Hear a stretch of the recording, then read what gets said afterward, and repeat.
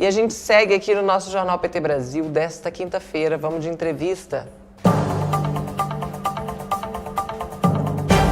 A gente conversa agora com o deputado federal pelo PT do Pará, Ayrton Faleiro. Bom dia, deputado. Bem-vindo mais uma vez ao Jornal PT Brasil. Bom dia, Amanda. Bom dia, nossos ouvintes, telespectadores. Obrigado aí pelo convite para a gente conversar novamente. A gente que agradece ter aceito o nosso convite, essa participação é super importante. A gente tem falado muito aqui do Programa de Aceleração do Crescimento e da repercussão, né, dessas obras anunciadas, desses investimentos nos estados. E hoje vamos falar do Pará. E eu queria que a gente começasse falando da importância de ter um governo que integre de novo a Amazônia num projeto de país, que inclua a região também nas prioridades de crescimento. Bom, Amanda, me permita eu começar dizendo que para a Amazônia se sentir bem num projeto de país, é preciso que a Amazônia se sinta mais Brasil, porque historicamente não é que ela não tenha sido parte de um planejamento do governo central, né? O problema é que esse planejamento do governo central foi para ajudar a resolver os problemas do Brasil e agrônicos. Então, só serve para nós um projeto que a Amazônia se sinta desse projeto nacional, um projeto que a Amazônia se sinta mais Brasil. Porque, para mim não fazer uma fala leviana aqui, mencionar 3 exemplos de críticas que nós temos ao que ocorreu até então, né, historicamente, né? Pega aí o período da borracha, né, do extrativismo, o papel que a Amazônia teve para a economia brasileira, para a economia internacional, mas a pobreza se agravou. Se criaram elites econômicas que se fortaleceram, né, ajudaram a resolver a economia, mas a Amazônia, o povo da Amazônia ficou mais pobre ou não melhorou de vida. Vamos pegar um exemplo dos projetos de colonização, das grandes BRs, né? Em todos os estados da Amazônia, no nosso caso, Belém-Brasília, Transamazônica, BR-63, né? Em que esses projetos de colonização foram feitos para diminuir a tensão no centro-sul brasileiro, no conflito da terra, com a concentração de terra nesses lugares. Então a Amazônia como uma válvula de escape. E esses projetos foram colocados para lá, diminuiu a tensão, mas foram projetos que não tiveram um acompanhamento, um cuidado. Até hoje tem gente lá que não tem nem o documento da terra ainda, né?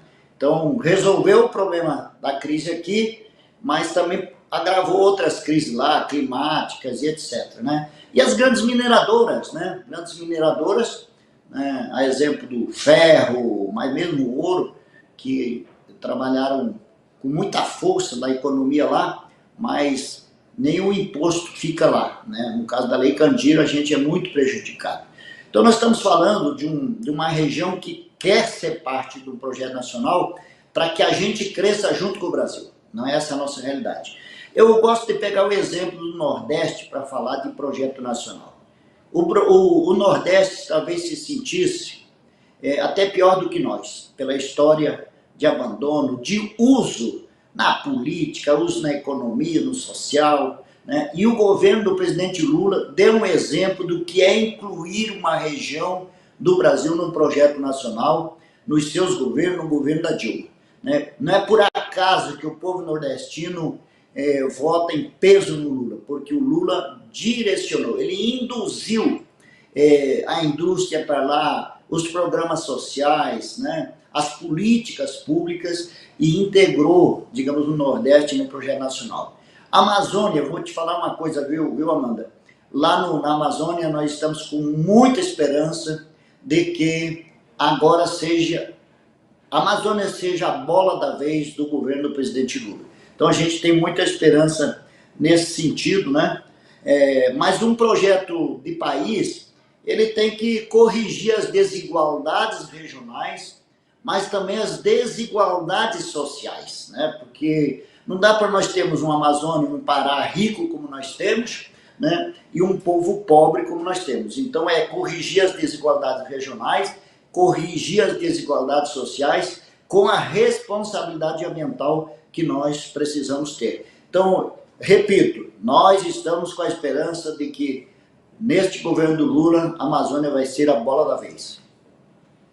Deputado, eu queria que o senhor destacasse para a gente assim, que obras merecem mais atenção aí, que vão fazer muito a diferença do povo do Pará, para o povo do Pará e também para o desenvolvimento da região. Bom, eu vou começar reconhecendo que no PAC 1, PAC 2, né, o Pará já foi bastante contemplado, nós reconhecemos isso. Teve regiões que saíram do abandono a partir do PAC, né, exemplo, a Transamazônica, né. Mas eu diria de que vou falar aqui de 4 questões básicas que estão no PAC e que para nós são muito importantes. Vou começar com uma que tem maior apelo, né, vou chamar assim, imediato, que são as obras de infraestrutura no tocante ao asfaltamento, a conclusão do asfaltamento da Transamazônica, BR-63, duplicação da 316 ali de Belém rumo a Castanhal, né? As estradas federais do sul e sudeste do Pará, então asfalto, pontes, a ponte do Xingu, né? São tudo obras muito importantes para a economia, porque elas são geradoras de emprego também, mas elas viabilizam, elas nos dão o direito de ir e vir. Os asfaltos que o Lula recebe naquela região é de chorar, é buraco para todo lado, e buraco em asfalto é pior do que buraco em estrada de chão. Mas nós temos muitos trechos ainda que precisam concluir o asfaltamento. Mas para mim, eu chamo isso da obra mais imediata. Para mim, a obra mais estruturante no PAC deve ser na área da educação. Nós tivemos a sorte do Lula criar a Universidade Federal do Oeste do Pará, lá em Santarém, que ela tem mais importância hoje para a economia do que qualquer outra obra. A Universidade do Oeste do Pará, criar os institutos federais, são 18 no Pará, e agora nós estamos com uma esperança muito grande de consolidar a expansão destas universidades criadas, mas nós temos demanda de 4 novas universidades. Eu sempre digo que pelo menos uma agora nos 4 anos do Lula, que é a Universidade Federal do Xingu, a Universidade do Marajó, a Universidade da Tocantina e a Universidade do Oeste do Pará. E o sonho de termos uma descentralização pelo tamanho do Pará, do Instituto Federal em Santarém, o Instituto Federal Santarém da região oeste do Pará, assim como tem a Universidade da região oeste, assim como tem a Universidade da região sul e sudeste do Pará, também criarmos os institutos, né? Nós também achamos que vai ser, e é muito importante, por exemplo, esse lançamento do PAC para os municípios, porque são obras, às vezes é uma creche, às vezes é uma escola, às vezes é um saneamento lá na cidade, etc. Então, e Belém nós precisamos dar um carinho especial, vem a COP aí, nós não podemos receber mal o maior evento climático do mundo, né, o prefeito Edmilson, né, que se esforça muito, muito querido, mas com muita dificuldade para gerenciar uma cidade com tamanhos problemas, mas também com muita esperança, né? A COP nos coloca, digamos assim, numa vanguarda para a gente avançar. Eu devo fazer aqui uma observação, porque não é que, pelo fato da gente sermos parlamentar de governo, termos ajudado a criar o PT, que a gente não possa também fazer observações e até críticas. O Lula nos autorizou a fazer isso, né? Eu tenho falado de que, infelizmente, não entrou no PAC obras que são fundamentais para a nossa sociobioeconomia regional. Por exemplo, os recursos que o INCRA tem são insuficientes, né? Os recursos que o PAA, que é o Programa de Aquisição de Alimentos, que cresceu de 4% para 16% o volume de demandas apresentadas pela Amazônia, né?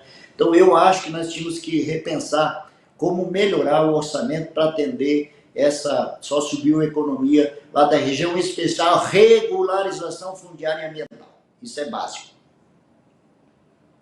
O pessoal está aqui lembrando, né, da COP, o senhor também mencionou, e a gente teve também os diálogos amazônicos, né? Eu queria também saber dessa participação popular, o que, que tem de convergente aí nas obras anunciadas para o PAC no Pará, com o que foi discutido também pelo povo da Amazônia, né, um tempo atrás, durante os diálogos amazônicos. Bom, eu acho que foi um golaço, né? Os diálogos amazônicos, antecedendo a cúpula, né, da Amazônia. Foi um golaço também o Lula chamar essa reunião lá. E foi uma coisa muito legal, muito participativa, né? Com muita esperança, animação, né? E sempre é bom a gente falar de Amazônia, dando protagonismo, né? Sem que os outros se sintam, não vou me meter. Não, a Amazônia é de todos nós, dos brasileiros, de quem não é brasileiro, etc., brasileiras, né? Então, dialogar com o povo da Amazônia. Gente, nós temos um capital humano fantástico nas universidades, nos institutos de pesquisa, na sociedade civil, né? Eu diria que, assim, tudo que entrou no PAC são demandas apresentadas pela sociedade, pelos governadores, pelos prefeitos, né? Por nós do parlamento, né?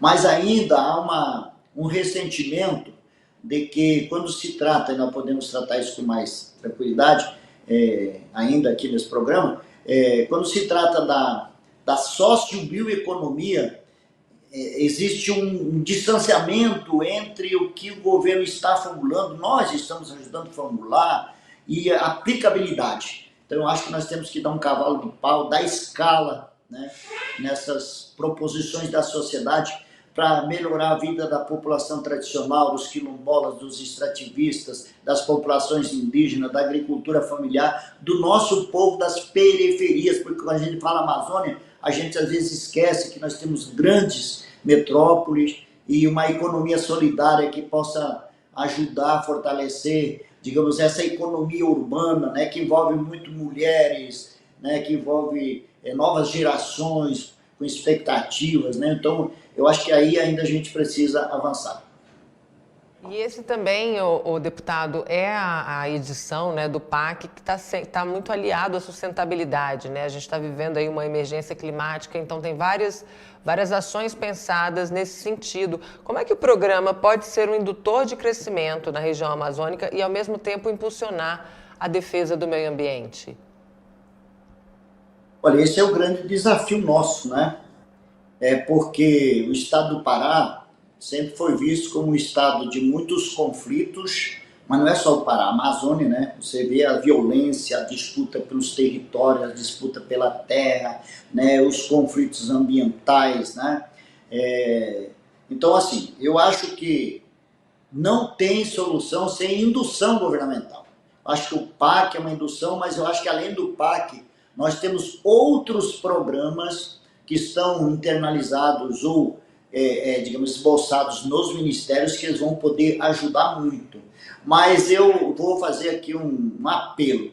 Vamos parar com esse papo de projeto piloto. Chega de projeto piloto. Nós já sabemos o que precisamos, o governo sabe, está elaborando os programas, nós temos que dar escala para as coisas, né? Vamos pegar aqui, além da escuta local, eu vou reforçar, a escuta local é fundamental, né? Mas assim, vamos pegar uma área que eu acho que nós temos que avançar. Quando eu falo indução, eu estou falando do BNDES, Banco do Brasil, Banco da Amazônia, além das políticas de governo, né, e programas. Nós temos que avançar na industrialização da Amazônia, gente. Só que não é uma industrialização, talvez, automobilística. Vamos fazer a industrialização dos produtos da biodiversidade. Vamos pegar na área de medicamentos fitoterápicos, vamos dar escala para isso. Vamos dar escala para produções nos manejos florestais sustentáveis, né, que possam gerar economia, emprego, renda. Então, eu acho que ter um plano de industrialização dos produtos da sociobiodiversidade, um plano estratégico com a indução. Dá um exemplo aqui. A gente fala muito que nós temos que produzir alimentos saudáveis, críticas vou chamar aqui, ao uso exacerbado de veneno, de insumos químicos, Então, por que não financiar na Amazônia indústrias e iniciativas cooperativas populares para a produção do bioinsumo? Pega lá o caroço do açaí, a casca do cacau, né, e tantas outras plantas que nós temos, mas tem que dar escala, porque senão o produtor vai ficar dependente, que quer produzir alimentos saudáveis, quer reflorestar, ele vai ficar dependendo de buscar produtos químicos, né? Nós precisamos induzir a produção de florestas, reflorestamento em escala, mas um reflorestamento que seja produtivo, que não fique esperando 20 anos para ter um retorno, que seja uma coisa só romântica. Nós podemos consorciar, por exemplo, a produção de floresta com produção de alimentos, da escala. Nós temos que tirar a agricultura familiar da penosidade do trabalho, enquanto o agronegócio mecaniza tudo, tem o seu pacote. Nós não, ainda estamos no facão, na enxada. Quem tem uma motosserra está evoluído. Gente, vamos acelerar nas áreas degradadas, que eu sei que é um grande debate que se faz. Vamos dar escala na produção, por exemplo, lá, agricultor familiar tem um peso muito grande na produção de gado, né? E hoje mais de carne do que gado leiteiro. Então, por que não trabalharmos lá uma pecuária sustentável, né, em consorciamento com floresta? Por que não trabalhar uma grande escala de produção de alimentos saudáveis, mas com mecanização, com tecnologias? Olha, nós temos os institutos federais, as universidades, nós temos lá a CEPLAC, nós temos a assistência técnica dos estados, a gente fizer um consórcio ali de extensão, de pesquisa, de acompanhamento, eu acho que a gente dá uma escala muito grande. E tem o lado da floresta, que não é, digamos assim, que não está em área degradada. Vamos pegar essas florestas onde estão lá protegidas pelas populações indígenas, pelas populações tradicionais, territórios quilombolas, ou seja, as áreas de uso comum, né? Como disse o Papa Francisco, a casa comum, né? Nós precisamos da escala na produção, melhorar a produtividade, né? Tecnologias para isso. Olha o preço que está o açaí, né? O cacau, o Pará, nós passamos a Bahia, nós somos o maior produtor de cacau, e isso é feito pela agricultura familiar. Nós temos que industrializar os produtos, nós temos que dar escala na industrialização dos produtos destes segmentos. Você pode ter empresas, grandes empresas, que vão implantar, exemplo, uma fábrica de bioinsumo, mas você pode ter cooperativa. Nós temos experiências fantásticas. Se você for na Transamazônica, na Medicilândia, que é a capital do cacau, lá tem uma indústria de chocolate que é premiada internacionalmente. Mas vamos dar escala nisso. Vamos botar uma dessas em cada município. O açaí, né? Por que não dá escala na produção, mas também na industrialização do açaí? Ou seja, nós precisamos ter uma indução. E aí os bancos têm que se dispor a colocar esse recurso em condições boas para que a gente possa, digamos, dar um salto de qualidade. Isso é fazer parte de um projeto nacional. Isso é combinar o desenvolvimento com o meio ambiente e a integração social. Não adianta pensar só economia e meio ambiente e não pensar no social. O Lula tem feito um discurso fantástico, o governador do Pará também. Nós queremos cuidar da Amazônia. Nós topamos desmatamento, mas nós queremos a inclusão social. O Lula disse: vocês querem discutir a Amazônia, eu quero discutir inclusão social. Então vamos cuidar da Amazônia, mas cuidando da melhoria de vida das pessoas que moram na Amazônia, que protege a Amazônia. Esse é o segredo, é esse povo que precisa da mão e amigo do governo. É isso, deputado. Obrigada pela sua participação aqui com a gente. Seja sempre muito bem-vindo ao Jornal PT Brasil. A gente espera o senhor em outra oportunidade. Eu que agradeço, mano. Um abraço. Um abraço. Obrigada, deputado.